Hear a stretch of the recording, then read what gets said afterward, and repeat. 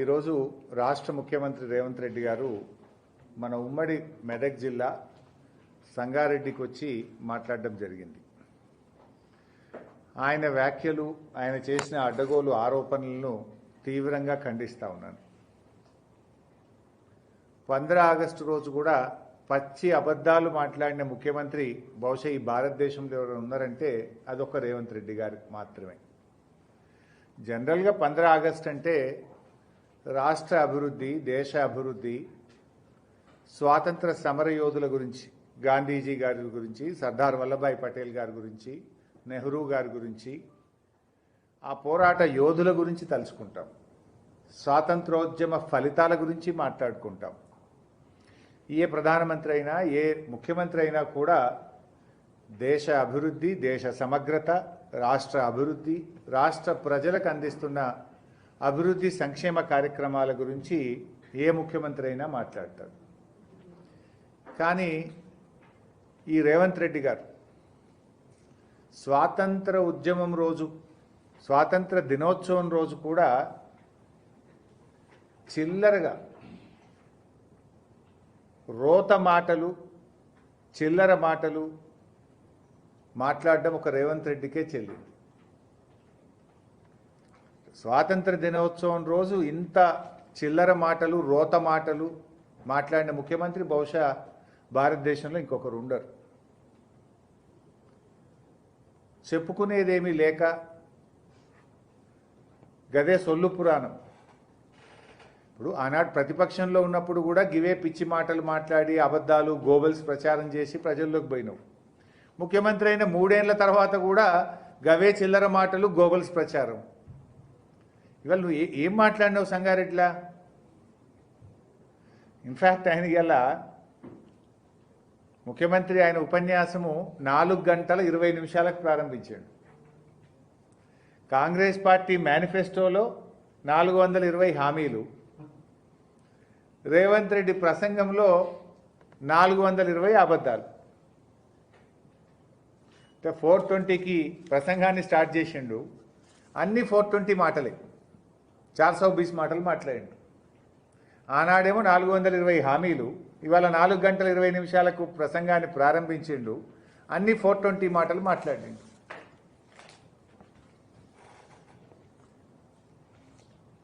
ఆనాడు కేసీఆర్ గారి పాలనలో కేసీఆర్ గారు 15 ఆగస్టు ఏదన్నా మాట్లాడితే అభివృద్ధి గురించి, సంక్షేమం గురించి, పెట్టుబడుల గురించి, సాగునీరు గురించి, విద్యుత్ రంగంలో ప్రగతి గురించి ఆనాడు కేసీఆర్ గారు మాట్లాడుతుండే. కానీ రేవంత్ రెడ్డి గారు మాట్లాడితే అన్ని అబద్ధాలు, అరాచకాలు, సొల్లు మాటలు, రోత మాటలు, చిల్లర మాటలు. ఒక్కటన్నా ప్రజల గురించో, జిల్లా గురించో, రాష్ట్రం గురించో, అభివృద్ధి గురించో మాట్లాడినావా? ఇన్ఫ్యాక్ట్ ఈ స్వాతంత్ర దినోత్సవం రోజు ఇలాంటి మాటలు మాట్లాడడానికి నేను చింతిస్తూ ఉన్నా. రేవంత్ రెడ్డి మాట్లాడింది కనుక తప్పనిసరి పరిస్థితుల్లో నేను మాట్లాడుతున్నాను.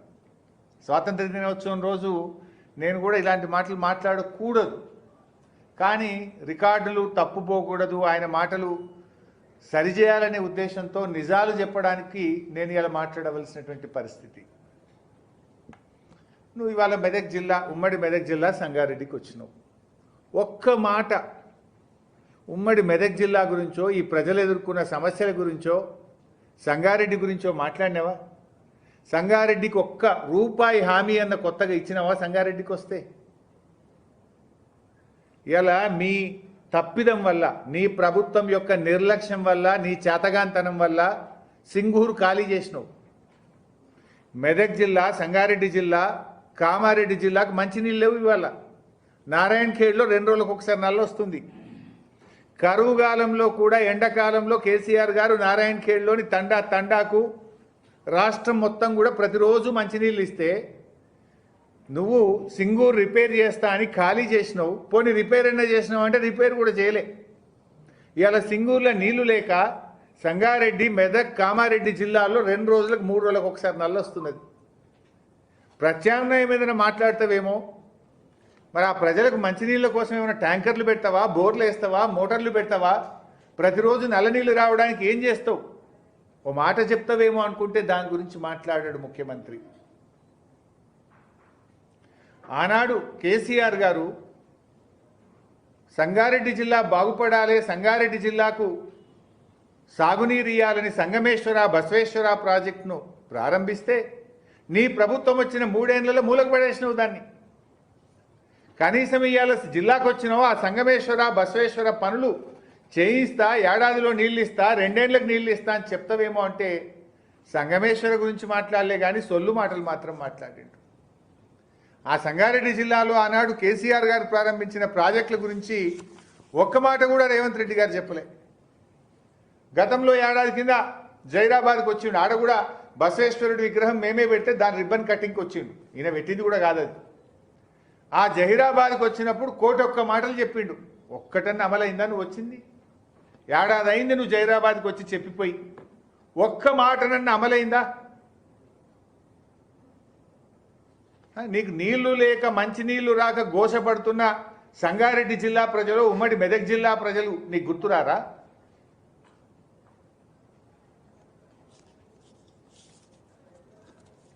ఇలా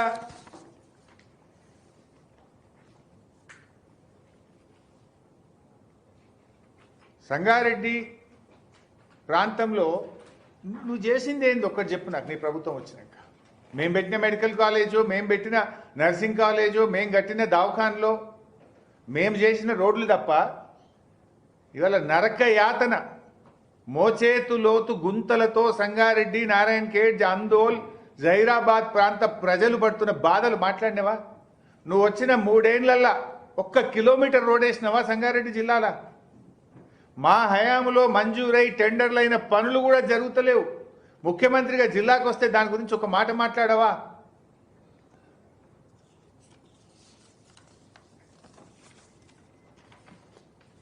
అన్ని పచ్చి అబద్ధాలు.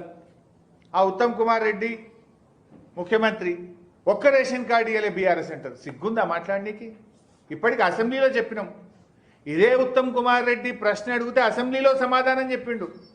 బీఆర్ఎస్ ప్రభుత్వ హయాంలో 6,47,479 రేషన్ కార్డులు ఇచ్చారు, 20,69,033 మంది లబ్ధి పొందారు కొత్త రేషన్ కార్డులతోనని అసెంబ్లీ సాక్షిగా ఉత్తమ్ కుమార్ రెడ్డి సమాధానం చెప్తాడు. బజారు భాషలో అబద్ధాలు పబ్లిక్ మీటింగుల్లో మాట్లాడతారు. నోరా మోరా? అసెంబ్లీలో చెప్పేది ఒకటి, పబ్లిక్ మీటింగ్లో చెప్పేది ఒకటి ఉంటుందా? కొత్త రేషన్ కార్డులు ఇచ్చింది బీఆర్ఎస్ ప్రభుత్వము అని అసెంబ్లీలో నువ్వే చెప్తావు, సంగారెడ్డి మీటింగ్లో ఇయ్యలేదని చెప్తావు. అసలు